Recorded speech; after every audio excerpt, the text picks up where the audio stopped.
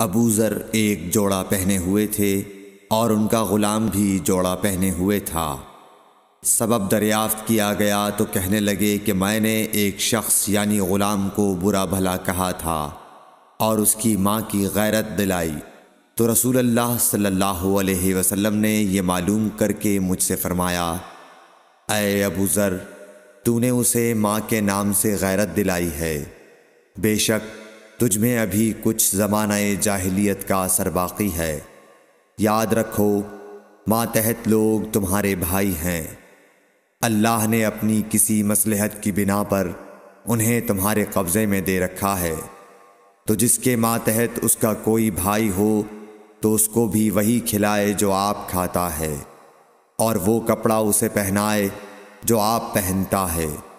اور ان کو اتنے کام کی تکلیف نہ دو کہ ان کے لیے مشکل ہو جائے، اور اگر کوئی سخت کام ڈالو تو تم خود بھی ان کی مدد کرو۔ صحیح بخاری حدیث نمبر 31۔